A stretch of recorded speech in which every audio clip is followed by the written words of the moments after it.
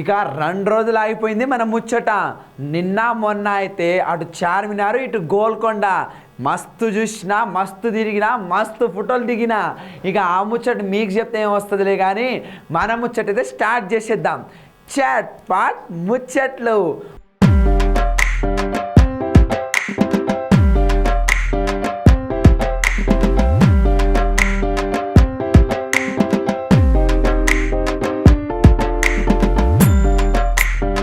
ముందు చూడండి ముఖ్యాంశాలు. అభివృద్ధిలో ముందుంది తెలంగాణ, మోసం చేస్తుంది కేంద్ర ప్రభుత్వమే అన్నా. పండించే వాడికే కష్టాలు, అన్నిట్లో జరుగుతున్నాయి మరి నష్టాలు. మహానుభావుల పేర్లే పెట్టాలి, రాజకీయ నాయకుల పేర్లను మార్చాలి. 9 పెళ్ళిళ్ళు దొరికించుకున్నారు మొగుళ్ళు. ఇక కేటీఆర్ సార్ చేతిలో మైక్ ఇచ్చినామనుకో ఒక్కటే మాట ముందు వచ్చేది, అభివృద్ధిలో ముందు ఉంది తెలంగాణనే అన్న మాట ఉంటుంది. ఇక ప్రతిసారి గదే మాట వస్తూ ఉంటే మనం చూసే వాళ్ళు ఏమనుకుంటామంటే, వామ్మో ఇది నిజమేనేమో, మన తెలంగాణనే అభివృద్ధిలో ముందుందేమో అన్న ఆలోచన వస్తుంది. కానీ తీరా చెప్పిన తర్వాత కేటీఆర్ సార్ ఒక ముచ్చట నిలబడతాడు, కేంద్ర ప్రభుత్వమే మోసం చేస్తుంది, తెలంగాణలో ప్రజల కష్టాలంతా కేంద్ర ప్రభుత్వమే తెస్తుంది అని చెప్తా ఉంటాడు. కానీ ఈ ముచ్చట మళ్ళీ ఎందుకు తెచ్చినానంటే, ఇగో ఈడ ఎల్లబెట్టిండు మళ్ళీ. ఇక మనందరం చెప్పుకోవాల్సిన ముచ్చట ఏందంటుల్లా, కేటీఆర్ సార్ కేసీఆర్ సార్ ఏమన్నంటే తెలంగాణనే అభివృద్ధి చెందుతుంది, తెలంగాణనే అభివృద్ధి పథమే నడుస్తుంది అని చెప్తారు. ఈ మధ్యన కేటీఆర్ సార్ మాట్లాడితే ఏమన్నాడంట అంటే, అభివృద్ధిలో తెలంగాణ నడుస్తలేదు, పరుగులే ఉరుకులు పరుగులే పెడుతుందట మన తెలంగాణ. దీనికి హైదరాబాద్ బెంగళూరు మధ్య డిఫెన్స్ కారిడార్ పెట్టాలని కేంద్రాన్ని ఎప్పటి నుంచో కోరుతున్నా కానీ కేంద్రం పట్టించుకోవట్లేదట. డిఫెన్స్ కారిడార్ను బుందేల్ఖండ్కు తరలించాలని విమర్శించండి మన కేటీఆర్ సారు. కేంద్రం ఇప్పటికైనా పునరాలోచించుకోవాలని డిమాండ్ చేశారు. సంగారెడ్డి జిల్లా జహీరాబాద్లోని నిమ్స్లో వీఈఎం పరిశ్రమ నిర్మాణానికి కూడా మంత్రి కేటీఆర్ సార్ భూమి పూజ చేసిండట. అనంతరం మాట్లాడుతూ వెమ్ టెక్నాలజీస్ రాష్ట్రానికి రావడం సంతోషంగా ఉన్నాడట మన కేటీఆర్ సారు. పరిశ్రమ ఏర్పాటుతో 2000 మందికి ఉపాధి లభిస్తుందని కూడా చెప్పిండట. దీన్ని బట్టి మనకి ఏమర్థమవుతుందంటే, రాష్ట్ర ప్రభుత్వం మనల్ని మొత్తానికి పట్టించుకుంటుంది, కానీ తప్పు ఎక్కడ జరుగుతుందంటే కేంద్ర ప్రభుత్వందే తప్పట, మొత్తం టీఆర్ఎస్ చేసేదే కరెక్ట్ అని చెప్తున్నాడట మన కేటీఆర్ సారు. ఎందుకంటే ఈరోజు మీరు ఇక్కడ పెట్టబోయే సంస్థ మీరే చెప్పారు, ఇప్పుడు 20 లక్షల చదరపు అడుగులు కడతాము, 40 కిలోమీటర్ల అంతర్గత రహదారులు ఉంటాయి, మేము చాలా దీర్ఘకాలిక వ్యూహంతో ఆలోచిస్తున్నాము, ఇది భారతదేశంలోనే అతిపెద్దది, ప్రైవేట్ రంగంలో అతిపెద్ద పెట్టుబడి డిఫెన్స్ సెక్టర్లో మీరే చెప్పారు. మరి అంత పెద్ద పెట్టుబడి పెడుతున్నప్పుడు, 1000 కోట్లు ఇక్కడ పెడుతున్నప్పుడు డెఫినెట్గా మీరు కూడా దీర్ఘకాలికంగానే ఆలోచిస్తారు. ఏ కంపెనీ అయినా కూడా it's not just an economic investment, but it's also an emotional investment. Emotional investment అనుకున్నప్పుడు స్థానికులతో మమేకమై, ఇక్కడ ఉండే మా శివలక్ష్మి గారితో, మా రాథోడ్ గారితో, అదేవిధంగా మా ఓంప్రకాష్ గారితో ఎప్పటికప్పుడు వారి గ్రామాల్లో ఉండే అవసరాలు కూడా, ఎందుకంటే వారికి కూడా కార్పొరేట్ సోషల్ రెస్పాన్సిబిలిటీలో భాగంగా చిన్న చిన్న అవసరాలు ఉంటాయి. ఒక మంచి పిహెచ్సి కట్టడం, లేదా ఇక్కడ ఉండే స్కూల్ని ఆధునీకరించడం, ఇక్కడ ఉండే పిల్లలకి మెరుగైన వైద్య సదుపాయాలు అందించడం, అదేవిధంగా ఇక్కడ ఇంకా ఏమైనా కొంత హరితహారంలో కానీ ఇంకేదైనా మంచి కార్యక్రమంలో కానీ ఏదైనా మంచి చేయగలితే వారు కూడా తప్పకుండా మిమ్మల్ని గుండెలకు హత్తుకొని బ్రహ్మాండంగా ఆశీర్వదించి, కంపెనీ బాగుండాలి, కంపెనీ బాగుంటేనే మేము కూడా బాగుంటామనే ఒక ఉదారమైన దృక్పథంతో వారు కూడా ముందుకు వచ్చేదానికి ఆస్కారం ఉంటుంది. దాంతోపాటు మీరు చాలా మంచి మాట చెప్పారు, 10,000 మొక్కలు నాటుతాం, 10,000 చెట్లు కూడా పెడతా ఉన్నారు. చాలా సంతోషం. గౌరవనీయులు రాష్ట్ర ముఖ్యమంత్రి కేసీఆర్ గారి కళ హరిత తెలంగాణ. ఇక మన దేశంలో చెప్పుకునేది ఒకటి, జై జవాన్ జై కిసాన్ అంటారు. ఎందుకంటే దేశాన్ని రక్షించేవాడు జవాన్, దేశానికి ముద్ద పెట్టేవాడు రైతు. కానీ రైతులకు జవాన్లకు కష్టాలు ఏమోలే కానీ ఈరోజు మాత్రం రైతు కష్టాలు చెప్పుకుందాం. నారు వేసి దుక్కు దున్ని పంట పండించే రైతుకి కష్టాలు మాత్రం తీరట్లేదు. ఎంత చేసినా ఏం లాభం, పండించే దానికి రేట్లుండవు, వానలో తడుస్తాయి, ఇంకా ఏడబడితే ఆడ పడేయాలి, కత్త ఉంటుంది.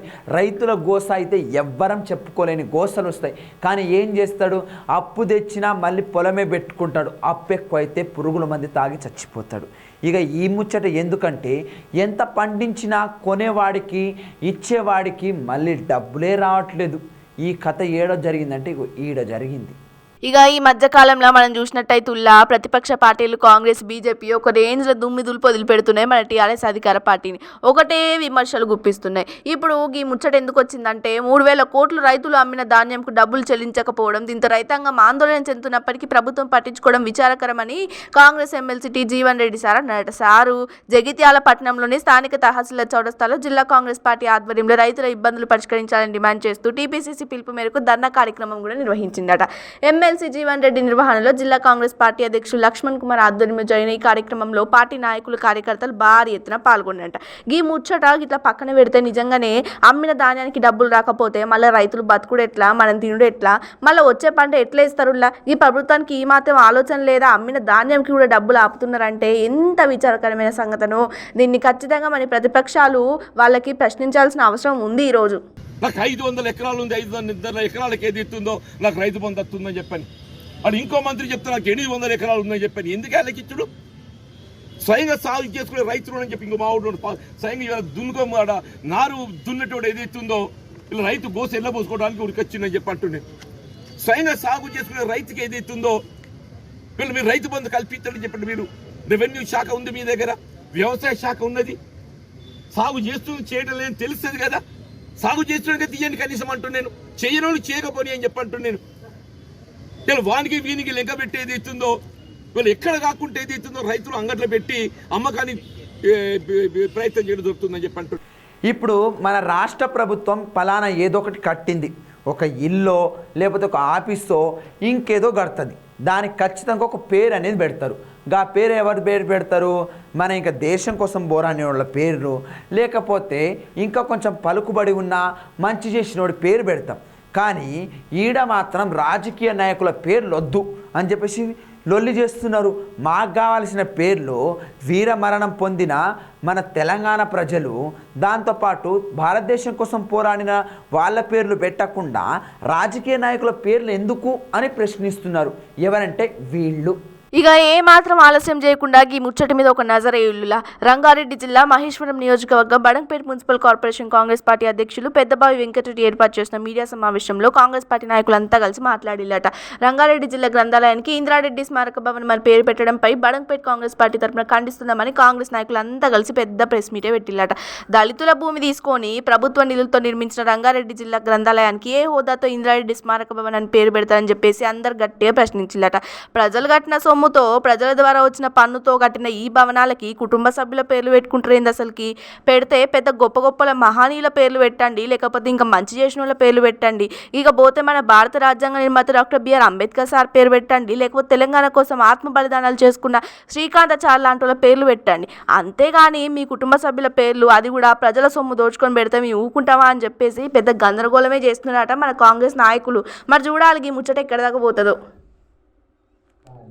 పేరు పెట్టండి, లేదు ఒక అంబేద్కర్ పేరు పెట్టండి, అందరూ గుర్తిస్తారు దాని గురించి. వీళ్ళు ఏం సాధించారని, ఏం చేసిరు మన తెలంగాణ రాష్ట్ర. సబితా ఇంద్రారెడ్డి గారు అధికార దహనం కోసమని అధికార పార్టీలు చేరిన సంగతి మనందరికీ తెలిసిన విషయమే.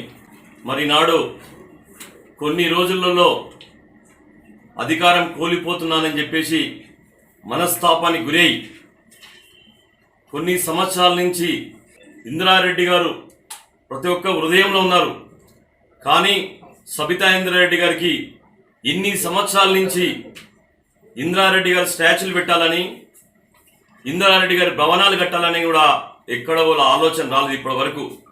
అధికారం పోతుందని మళ్ళీ ఏదో రూపంగా అధికారంలో రావాలి, నేను మళ్ళీ గెలవాలని ఒక తాపత్రయంతో ఈరోజు ఇంద్రారెడ్డి గారి పేరును ముందుకు తీసుకురావడం జరుగుతున్నది. కానీ ఇంద్రారెడ్డి గారి ఆశయాలు సాధనల కోసం ఎప్పుడు కూడా ఆలోచన చేయలేదు. గతంలో కాంగ్రెస్ పార్టీ ఉన్నప్పుడు ఆయన కాంగ్రెస్ పార్టీకి ఎన్నో సేవలు చేసిన సంగతి మనందరికీ తెలిసిన విషయమే. కానీ ఈరోజు బడంగపేట మున్సిపాలిటీలో స్థానిక 4 లీడర్ తెలియకుండా, పాలక మండలి తెలియకుండా, మున్సిపల్లో గజెట్ పాస్ కాకుండా టీఆర్ఎస్ పార్టీ వాళ్ళు సొంత నిర్ణయాలు తీసుకొని ఇంద్రారెడ్డి గారి భవనం కట్టాలని చెప్పేసి వాళ్ళంతలో వాళ్ళు తీర్మానం చేసుకోండి, దుర్మార్గమైన చర్య అని చెప్పేసి నేను తెలియజేస్తున్నాను. ఇలా తెలంగాణ వచ్చిందంటే ఎంతో మంది ఆత్మాహుతి బలిదానం చేసుకున్నారు, ఎంతో మంది యువకులు బలిదానం చేసుకున్నారు.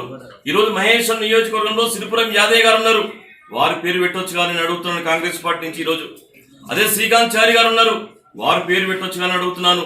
మరి అదే జయపాల్ రెడ్డి గారు మాజీ మంత్రివర్యులు ఉన్నారు, వారు పేరు పెట్టొచ్చు కానీ అడుగుతున్నాను.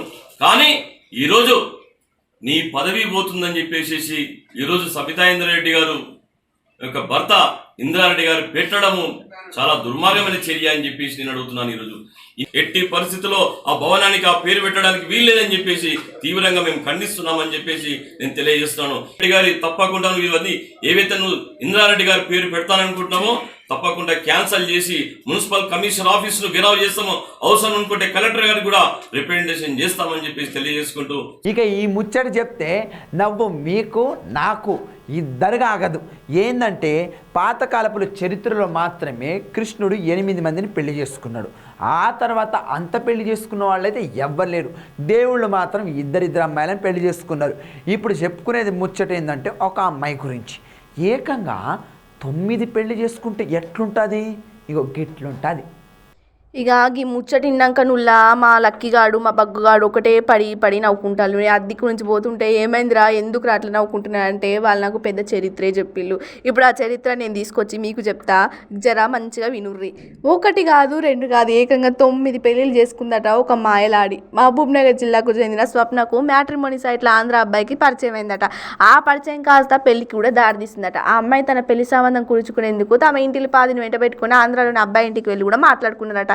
2018లో పెళ్లి చేసుకున్న ఈ నవదంపతులట బెంగళూరులో కాపురం పెట్టిలట. ఊకే హైదరాబాద్ పోదాం అంటదట. ఏమన్నా ఈ మాయలాడి. సరే ఎందుకు పోతుంది ఊకే హైదరాబాద్ అని చెప్పేసి అనుమానం వచ్చి ఆరా తీసిండట ఈ 9వ భర్త.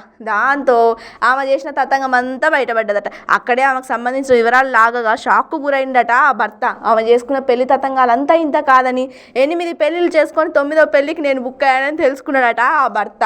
నాకు విడాకులు కావాలని చెప్పేసి అడిగిండట. దీంతో ఆ కిలాడి భర్త నన్ను ఇబ్బందులకు గురి చేస్తున్నా అంటూ మహబూబ్నగర్ టౌన్ పోలీస్ స్టేషన్ ముందు బైఠాయించి నన్ను బాగా టార్చర్ పెడుతున్నాడని చెప్పి మళ్ళీ ఆ భర్త మీదనే కంప్లైంట్ చేసిందట.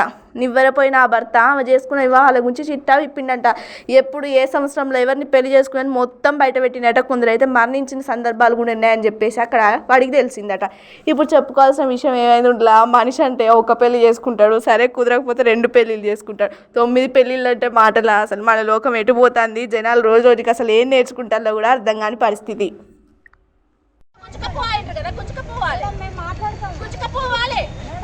నేనేం తప్పు చేసినా తేలాలి. ఇక ఏ ఊర్లో ఉన్నారండి అప్డేట్ కాంతి జనరేషన్లు మారినాయి. జనరేషన్లు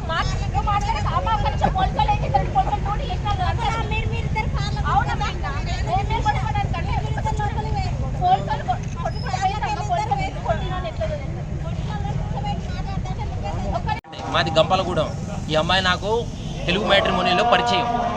వీళ్ళ నాన్న, అమ్మ, అక్క, చెల్లి, బావ, అన్నయ్య, తమ్ముడు ఎవరైతే ఉన్నారో అందరూ చుట్టాలు మా ఇంటికి వచ్చి మమ్మల్ని పెళ్లి గురించి మాట్లాడారు.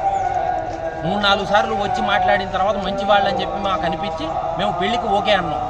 మాకు పెళ్లి అయిన తర్వాత తెలిసింది ఈ అమ్మాయికి 8 పెళ్ళిళ్ళు 9 పెళ్ళిళ్ళు అయినాయి అని. అసలు ఎన్ని పెళ్ళిళ్ళు అయినాయో కూడా మనకు తెలియదు. నేను ఎన్నో వాడినో కూడా తెలియదు, నాకు తెలియదు. నా దగ్గర చాలా వరకు నేను ఒక 4-5 పెళ్ళిళ్ళకి సంబంధించిన ప్రూఫ్లన్నీ డైవర్సీ నేను తీసుకొచ్చాను. అవన్నీ కూడా నాంపల్లి కోర్టులో సాధించాను. ఇవన్నీ అసలు నీకు ఎట్లా పరిచయం? ఈ అమ్మాయి నాకు తెలుగు మ్యాట్రిమోనీ ద్వారా పరిచయం. అరే ఎప్పుడు పరిచయం? 2018 లాస్ట్లో. ఎవరు మీది? మాది గంపలగూడెం అండి. ఎక్కడది? కృష్ణా జిల్లా. 2019 ఏప్రిల్ 10, 2019 మా మ్యారేజ్ అయింది.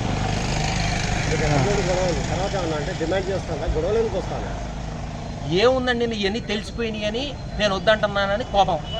నా దగ్గర డబ్బులు తీసుకోవాలి, లూటీ చేయాలి, బ్లాక్మెయిల్ చేయాలి, చీట్ చేయాలి. ఇదే ఎంత డిమాండ్ చేసింది కదా? అదే ఆమె అడుగుతండి. మొబైల్ పోలీస్ స్టేషన్ నాకు రాసి అంటుంటుంది. ఇవ్వండి ఒకసారిగా ఎప్పుడు ఏమి స్టెబిలిటీ అనేది ఉన్న మనిషి కాదు. ఇంత కావాలి, నేను ఇంత అయితే కనుక నేను ఏదో ఒకటి చేసుకుంటాననే మనిషి కాదు. ఎప్పుడూ కూడా నిజాయితీగా, నీతిగా, స్టెబిలిటీగా ఎప్పుడూ లేదు. ప్రూఫ్లను ఎట్లా సంపాదించాను? నాకు నాంపల్లి కోర్టులో దొరికినాయి అండి. ఎట్లా దొరికినాయి? ఈ కోర్ట్స్లో కొన్ని దొరికినాయి. నాంపల్లి కోర్టులో నేను ఒక్కొక్కసారి ఆమె వెళ్ళినప్పుడల్లా నేను వెనకాల వెళ్ళి కొంచెం ఇన్వెస్టిగేషన్ లాగా చేయడం వల్ల నాకు కొన్ని చాలా వరకు డౌట్ ఎట్లా వచ్చింది ఆమె మీద? నేను ఒకసారి నేను జనరల్గా భోజనానికి ఇంటికి రాను. ఒకసారి ఈ అమ్మాయి భోజనానికి నేను ఇంటికి వస్తే కేసు అని చెప్పి ఫోన్లో మాట్లాడుతుంది. ఆ తర్వాత ప్రతి 15 రోజులకి 10 రోజులకి ఏదో ఒక కేసు రీత్యా హైదరాబాద్ నాంపల్లి కోర్టుకు వచ్చేది. ఎందుకు వెళ్తున్నావు నువ్వు అని అంటే కనుక ఫైర్ అయిపోయి ఇష్టం వచ్చినట్టు నన్ను తిట్టడం కొట్టడం చేసేది. ఒకసారి నాకు ఇట్లే డౌట్ వచ్చి నేను ఆమెను వెంబడిస్తే నాకు ఇక విషయం అర్థమైంది ఇట్లా అని. జీతో పాటు ఉండేదా? నాతో పాటే ఉండేదండి బెంగళూరు. మేము ఒక 2 నెలలు కలిసి ఉన్నాం. ఆ తర్వాత మేము ఎప్పుడు కలిసి లేము. 2 నెలలు మాత్రమే కలిసి ఉన్నాం. మీ జాబ్ ఎక్కడ? మాది బెంగళూరు అండి. ఏం జాబ్ చేస్తుంది బెంగళూరు? ఏం జాబ్?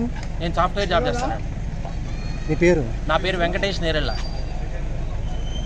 ఆమె పేరు కర్ణాటి స్వప్న. ఎక్కడ ప్రాపర్? ఎక్కడ? మహబూబాద్ అండి. ప్రాపర్ మహబూబాద్ కాకపోతే హైదరాబాద్లో ఉంటుంది వాళ్ళ అమ్మతో పాటు. ఇక్కడ కేసు పెట్టుద్ది, అక్కడ కేసు పెట్టుద్ది. కేసులన్నీ అక్కడ ఉంటే కంప్లైంట్ ఇక్కడ ఉంటుంది. అసలు నీ డిమాండ్ ఏంది మొత్తం? ఆ డిమాండ్ డబ్బులు అండి, అంతకన్నా ఏం లేదు. డబ్బులు. నీ డిమాండ్ ఏంటి? నా డిమాండ్ ఏముంది? ఇన్ని పెళ్లి చేసుకున్నామని నేనేం చేయగలనండి? విడాకులు ఇద్దాం. నేను ఉండలేనండి. ఈ టార్చర్ నేను భరించలేను. నా వల్ల కాదు. నాకు విడాకులు ఇప్పించండి. మాది గంపలగూడెం. ఈ అమ్మాయి నాకు తెలుగు మ్యాట్రిమోనీలో పరిచయం. వీళ్ళ నాన్న, అమ్మ, అక్క, చెల్లి, బావ, అన్నయ్య, తమ్ముడు ఎవరైతే ఉన్నారో అందరూ చుట్టాలు మా ఇంటికి వచ్చి మమ్మల్ని పెళ్లి గురించి మాట్లాడారు. 3-4 సార్లు వచ్చి మాట్లాడిన తర్వాత మంచి వాళ్ళని చెప్పి మాకు అనిపించి మేము పెళ్లికి ఓకే అన్నాం. మాకు పెళ్లి అయిన తర్వాత తెలిసింది ఈ అమ్మాయికి 8 పెళ్ళిళ్ళు 9 పెళ్ళిళ్ళు అయినాయి అని. అసలు ఎన్ని పెళ్ళిళ్ళు అయినాయో కూడా మనకు తెలియదు. నేను ఎన్నో వాడినో కూడా తెలియదు, నాకు తెలియదు. నా దగ్గర చాలా వరకు నేను ఒక 4-5 పెళ్ళిళ్ళకి సంబంధించిన ప్రూఫ్లన్నీ డైవర్సీ నేను తీసుకొచ్చాను. అవన్నీ కూడా నాంపల్లి కోర్టులో సాధించాను. ఇవన్నీ అసలు నీకు ఎట్లా పరిచయం? ఈ అమ్మాయి నాకు తెలుగు మ్యాట్రిమోనీ ద్వారా పరిచయం. అరే ఎప్పుడు పరిచయం? 2018 లాస్ట్లో. ఎవరు మీది? మాది గంపలగూడెం అండి. ఎక్కడది? కృష్ణా జిల్లా.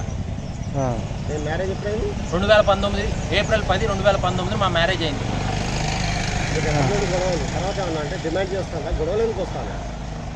ఏముందండి ఇవన్నీ తెలిసిపోయినాయి అని నేను వద్దంటున్నానని కోపం.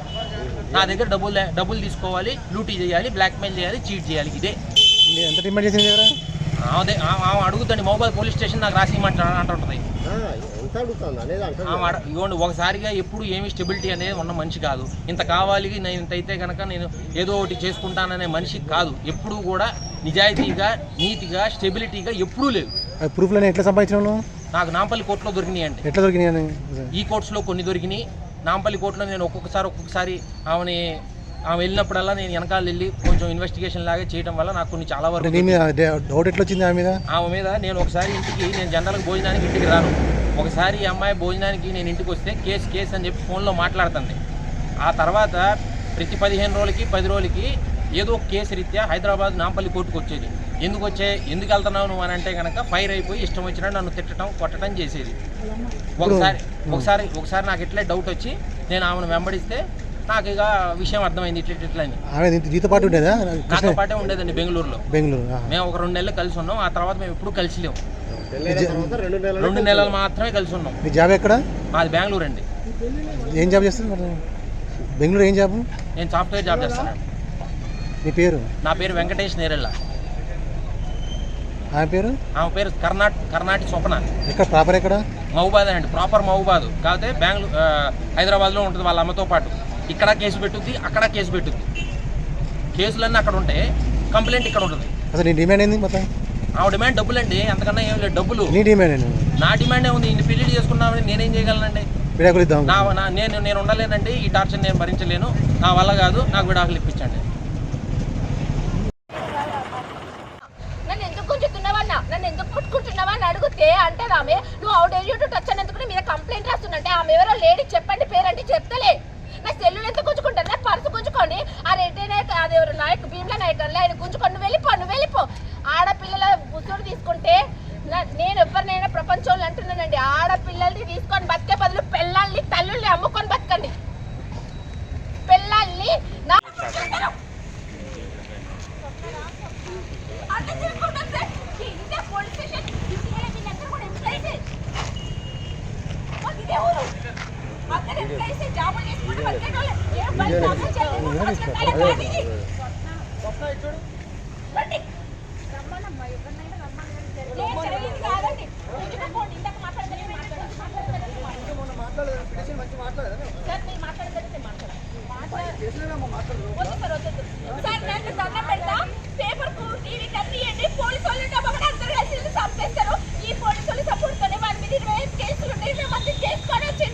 పోలీసులు సపోర్ట్ తోనే నన్ను ఏం చేస్తున్నాడు? నన్ను చంపేస్తారు ఈ పోలీసులు.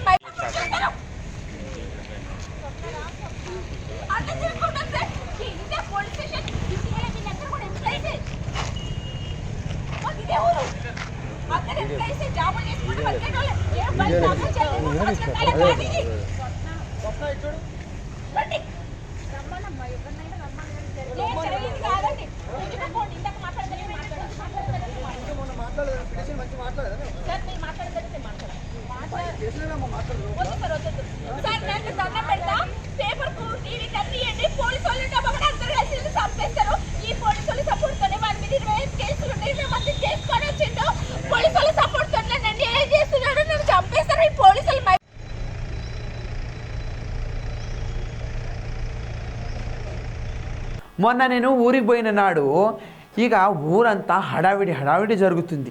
ఇక కాంగ్రెస్ నేతలను గట్టు బీజేపీ నేతలను గొర్ర లాక్కొని పోతున్నారు. ఇదేంది, ఎందుకు ఇట్లా లాక్కొని పోతున్నారంటే టీఆర్ఎస్ నేత వస్తున్నాడని చెప్పారు. ఇదేంది గిట్లుంది కథ అని నేను అనుకున్నా. ఇక ఇంకో చోట మన కేటీఆర్ సరే పోయిండంట, కానీ అక్కడున్న కాంగ్రెస్ నాయకులనైతే కొట్టడమే విచిత్రంగా ఉంది. ఇక ఏ రాజకీయ నాయకుడు గెటుపోయినా కానీ లేకపోతే మంత్రులు గెటుపోయినా కానీ పోలీసులు ఆరాటం అయితే చూడలేకపోతాం. ఇక అక్కడికక్కడే అందరినీ ఆపడాలు, ఇక బైకులను ఆపడాలు, రాజకీయ నేతలను అరెస్ట్ చేయడాలు, ఇలాంటి కథలు చాలా జరుగుతూ ఉంటాయి. ఇంకా సంగారెడ్డి జిల్లా జహీరాబాద్లోకి మన మంత్రి కేటీఆర్ సార్ పోవాల్సింది ఉందంట. ఇక గాడికి పోవాలని చెప్పేసి పోతూ ఉంటే దాంట్లో అక్కడున్న కొన్ని 2 గ్రామాలు వచ్చేసి అందరూ మీద పడ్డారంట. దాంతో మా ఊర్లోకి రాకూడదని చెప్పేసి మా భూముల బాధ తీర్చలేని మంత్రి ఉంటే ఎంత లేకుంటా ఎంత అని చెప్పేసి మదనం పడ్డారంట. దీంతో పోలీసులు ఏం చేయలేక లాఠీ చార్జ్ చేసిరంట. దాంట్లో ఆ తొక్కుట్లాటలో ఒక మహిళ ఇక కళ్ళు తిరిగే పడిపోయాయి చివరికి.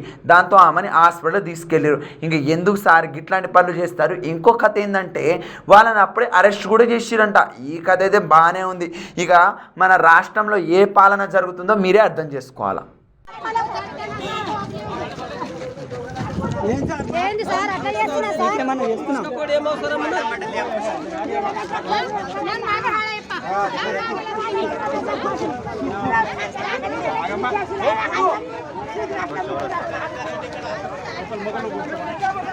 కడుపు నిండా ఇప్పుడు మంది కొట్టి కడుపు నిండే కడుపు బాగా నిండే ఏరుకుంటూ తిన్నారేమో తింటాం ఆకలైంది. న్యాయం లేదు భార్గవంగా లాటలు లేపుతాయి, లాటలు కడగొడతాయి.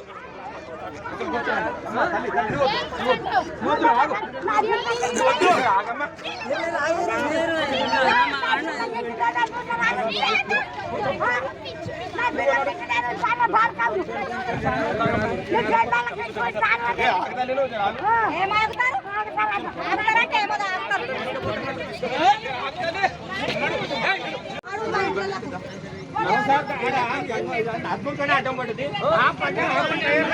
కనీసం ఒక బాటిల్ నీళ్ళు తాపలేరు. నిమ్స్ లో భూములు ఇవ్వమంటే పోలీసు వాళ్ళు రైతులకు అరెస్ట్ చేసి రైకోడ్ పోలీస్ స్టేషన్కు తరలించారు. ఇక మోపైరుగా చదువు అన్న ఒక పదాన్ని పట్టుకొని ఎంత లాగుతున్నారంటే అంత లాగుతున్నారు. ఇక దోపిడీ రాజ్యం అంటే చదువులోనే జరుగుతుంది. ఎందుకంటే ప్రైవేట్ స్కూళ్ళు పెట్టుకోవాలా, ఆ ప్రైవేట్ స్కూల్ మీద ఎంత వస్తే అంత లాగాల. పోరగాళ్ళు ఎవరైనా కానీ ఎంతైనా చదవ కానీ 1,00,000 నుండి 1,50,000 వరకు ఉంటుంది మినిమం ఫీజు. అయితే ఒక చోట ఇట్లాంటి కథ జరుగుతుంటే ఆ స్కూల్ మాత్రం ఇల్లీగల్గా నడుస్తుందని తెలుసుకున్నారు ఈ నాయకులు. ఇంతకు ఏం చేసిరంటే ఈ పని చేసిర్రు. ఇంకా ఆ వ్యాపారం ఈ వ్యాపారం పెట్టుకోవడం కన్నా ఒక ప్రైవేట్ స్కూల్ పెట్టుకుంటే మంచిదిలా. ఎందుకంటే పోరగాళ్ళకి అది చెప్తాం ఇది చెప్తాం గజ్జేస్తాం గిజ్జేస్తామని ఒక 4 ముక్కలు అడిచేసినామనుకో ఇక 1,00,000 నుండి 2,00,000 వరకు గెట్టుపోదు. ఇక పోరగాళ్ళ మీద పెట్టుబడులు బాగానే పెడతారు అమ్మవాళ్ళు. చదువు మరి గట్టుంటుంది వ్యవహారము. ఇక ఈ ముచ్చటనే ఇంకో ముచ్చట తీసుకొచ్చిన మీకు. సూర్యాపేట జిల్లాలోని నారాయణ స్కూల్ కంట అనుమతే లేదంట. ఇక అక్కడ పిల్లలకు బాగానే తీసుకొని గిట్లా ఫీజులు బాగా లాగుతున్నారంట. ఇక పీడిఎస్యు అనే ఒక సంఘానికి తెలిసింది. దాంతో ఈ స్కూల్ ఏంది దీని కథ ఏందని ఎంక్వైరీ చేస్తే ఇగో గీ లేనిపోని కథలంతా తెలిసింది. ఇక స్కూల్ కంట పర్మిషనే లేదంట. పిల్లల మీద ఫీజులు ఎక్కువ లాగుతున్నారంట. ఇక గిట్లాంటి కథలు జరగడంతో విద్యార్థి సంఘం కూడా దిగింది. దాంట్లో గిట్లా ఇంకా గొడవ ఎక్కువ జరిగేలా ఉండదని తెలిసి పోలీసులు అప్పుడే వచ్చేసి నేతలను అరెస్ట్ చేసిరంట. ఇక దీంతో ఈ కథ అయితే వెరైటీగానే ఉంది, కానీ నేతలను అరెస్ట్ చేయడం ఎందుకు సార్? అసలు ఎవరు పెట్టిందో ఏంది కథ? ఈ దొంగ స్కూల్ ఎందుకు నడుస్తుందని గారహస్యం పెడితే అయిపోయాగా.